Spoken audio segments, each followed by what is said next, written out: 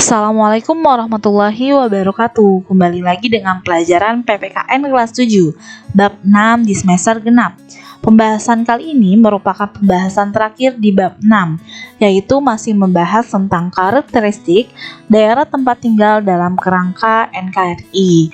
Ya, sebelum kita mulai pembelajaran hari ini, marilah kita membaca bismillah agar apa-apa yang dipelajari hari ini Allah permudah untuk mencernanya.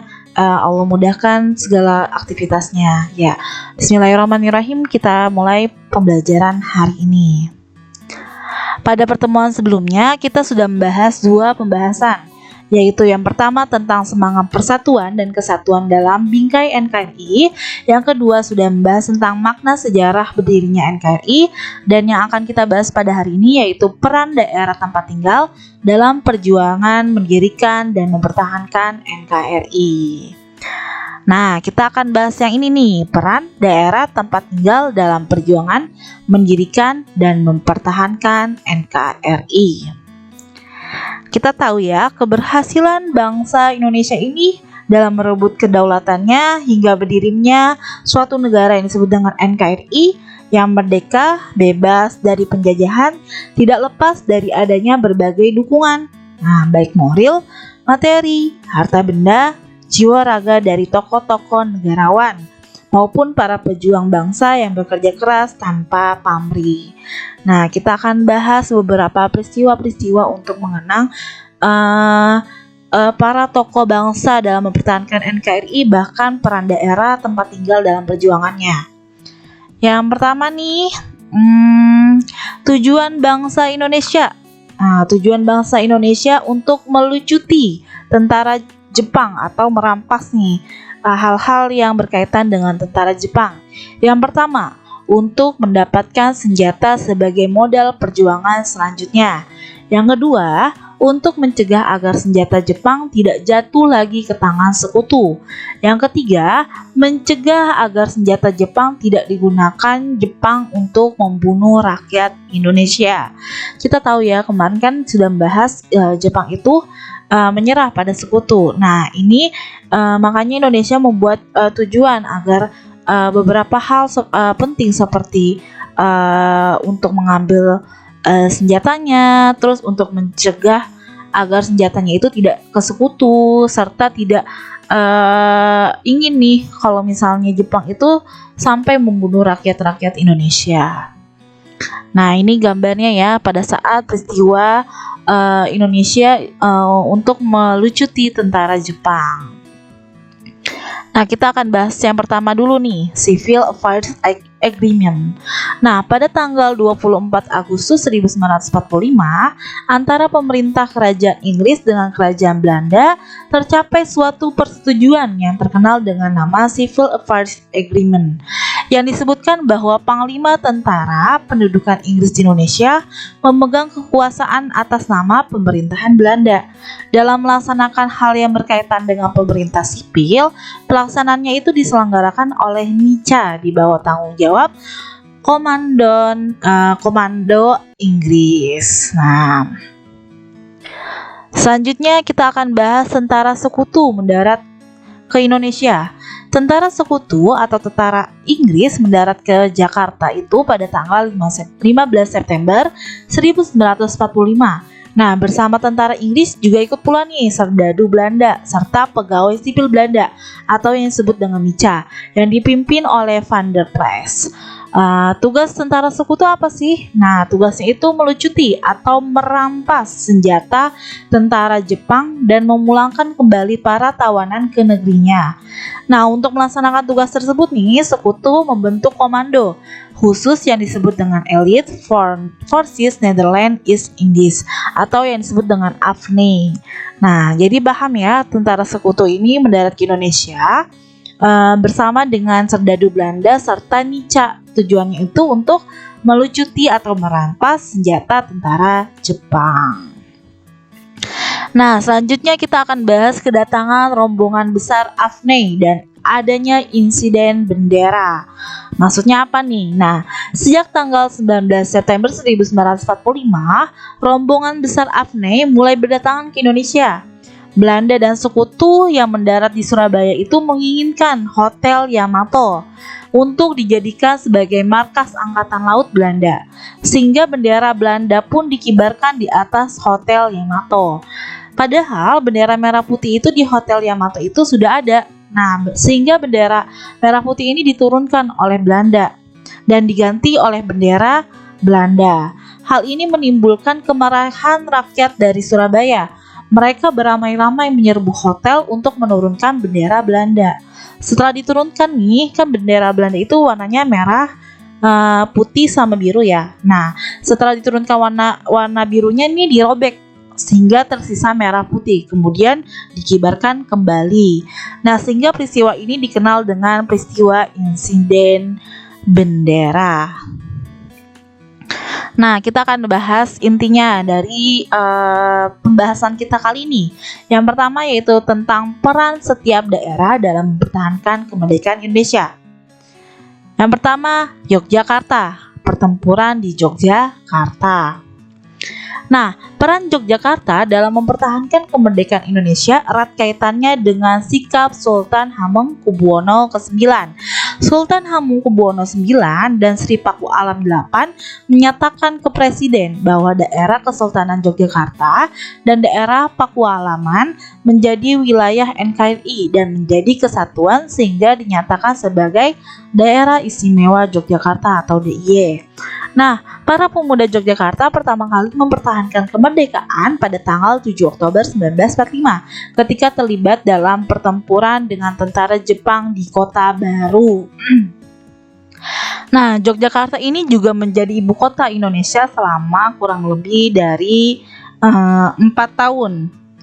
Nah, di sini perjuangan kota nih, perjuangan yang gugur nih atau tokoh saat pertempuran Yogyakarta ini namanya itu diabadikan sebagai nama jalan di sekitar Jalan Kota Baru. Nah, kota Jakarta ini berhasil mempertahankan eksistensinya nih, keberadaan Republik Indonesia walaupun terus menjadi sasaran penyerangan Belanda, baik dalam agresi militer satu maupun agresi militer kedua. Nah, ini merupakan sejarah adanya pertempuran di Yogyakarta, di mana Yogyakarta itu mempertahankan NKRI sebagai peran pentingnya. Selanjutnya yang kedua kita akan bahas Bandung. Pertempuran di Bandung pada tanggal 23 Maret 1946. Nah, pada tanggal 23 November 1945, pemimpin sekutu mengultimatum atau mengancam agar Bandung Utara ini segera dikosongkan dari pemuda yang bersenjata. Namun para pemuda itu menolak. Nah, penolakan tersebut akhirnya menimbulkan pertempuran pertama pada tanggal tepatnya 1 Desember 1945. Akhirnya para pemuda Bandung itu menghentikan dan meninggalkan Bandung atas permintaan dari pemerintah Republik Indonesia yang ada di Jakarta. Mereka akhirnya mereka itu membakar dengan beras hati meninggalkan kotanya, ya kan?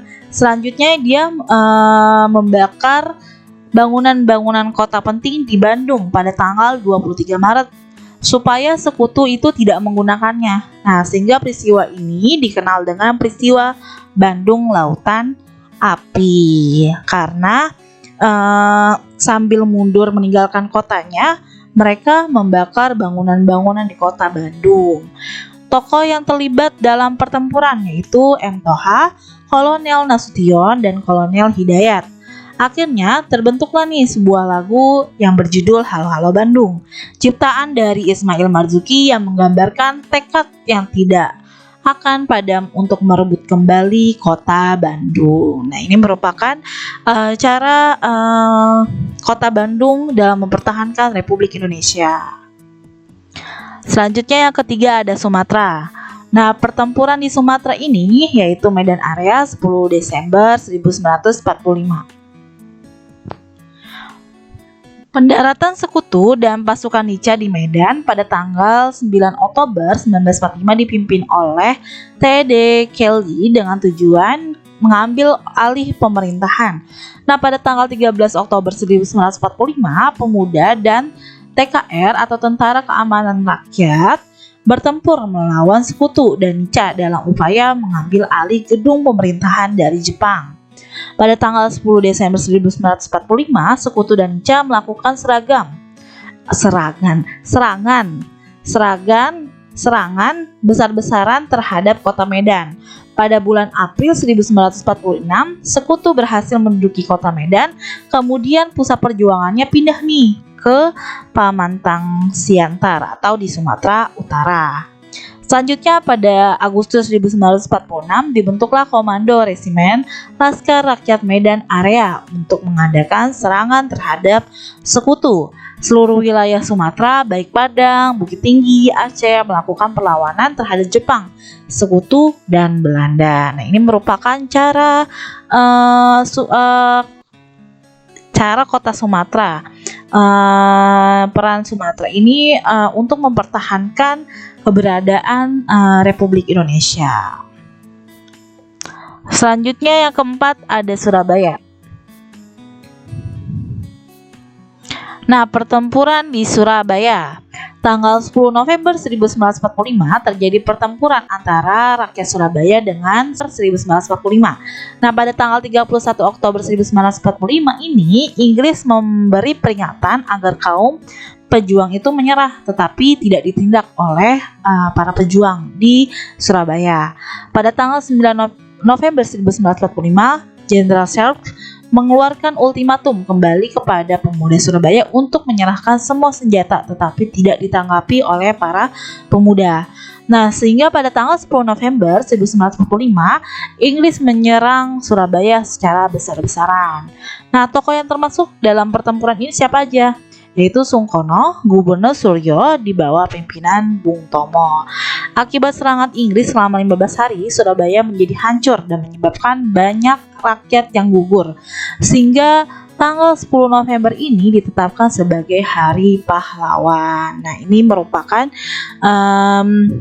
sejarah pertempuran Surabaya untuk mempertahankan NKRI. Dan sehingga ditetapkannya karena banyak rakyat yang gugur pada peristiwa serangan Inggris ini selama 15 hari, sehingga ditetapkan 10 November itu ditetapkan sebagai Hari Pahlawan. Yang kelima ada Ambarawa, yaitu pertempuran Ambarawa. Nah, pertempuran Ambarawa ini terjadi pada tanggal 20 November sampai 15 Desember 1945 yang disebabkan oleh kedatangan Sekutu yang dibantu oleh Nica dalam mempersenjatai para bekas tawanan. Akibatnya pecahlah nih pertempuran TKI dengan Sekutu. Pada tanggal 26 November 1945, Komandan Pasukan Purwokerto, Kolonel Isdiman diganti nih dengan Kolonel Sudirman. Tanggal 12 Desember, TKR merencanakan serangan terhadap Sekutu, sehingga pada tanggal 15 Desember, pasukan Sekutu berhasil mundur ke Semarang. Untuk mengenang pertempuran Ambarawa ini, setiap tanggal 15 Desember diperingati sebagai Hari Juang TNI Angkatan Darat. Kolonel Sudirman dikenal sebagai pahlawan Palangan Ambarawa. Palagan ya. Ini tipe ada N-nya. Nah, jadi dengan adanya pertempuran Ambarawa ini ditetapkanlah pada tanggal 15 Desember sebagai Hari Juang TNI Angkatan Darat. Selanjutnya yang keenam yaitu Manado, pertempuran Merah Putih di Manado. Pada bulan Desember 1945, Sekutu menyerahkan kekuasaan kota Manado kepada Nica. Nah, Nica pun melakukan penangkapan sejumlah tokoh agar posisinya kedudukannya di Indonesia itu aman. Nah, para pejuang Manado membentuk PPI atau Pasukan Pemuda Indonesia guna melawan Nica, tetapi diketahui oleh Nica nih, sehingga beberapa tokoh PPI itu ditangkap. Pada tanggal 14 Februari 1946, PPI menyerbu Nica di markas Tangsi Putih di Teli. PPI berhasil melepaskan tawanan dan melawan Nica. PPI juga merobek warna biru pada bendera dan digantikannya dengan bendera merah putih. Selanjutnya yang terakhir, Biak, pertempuran Merah Putih di Biak. Peristiwa Merah Putih di Biak ini terjadi pada tanggal 14 Maret 1945, yaitu terjadi Merah Putih di Biak yang diawali dengan adanya penyerangan lembaga militer Belanda di Sorowako dan Biak. Ini tepatnya di Pulau Papua ya. Pemuda di Biak dipimpin oleh Joseph berusaha mengibarkan bendera merah putih di Biak dan mendapatkan perlawanan oleh Belanda sehingga mengalami kegagalan. Beberapa pemimpin perlawanan juga berhasil ditangkap dan dihukum mati. Nah, berikut ini pembahasan tentang peran daerah dalam mempertahankan dan memperjuangkan NKRI. Jadi ada 7 ya. Pertama Yogyakarta, yang kedua Bandung, yang ketiga Sumatera, yang keempat Surabaya, yang kelima Ambarawa, yang keenam itu Manado, dan yang ketujuh yaitu Biak. Nah, kurang lebihnya mohon maaf. Assalamualaikum warahmatullahi wabarakatuh. Semoga dapat memahami materi ini dengan baik.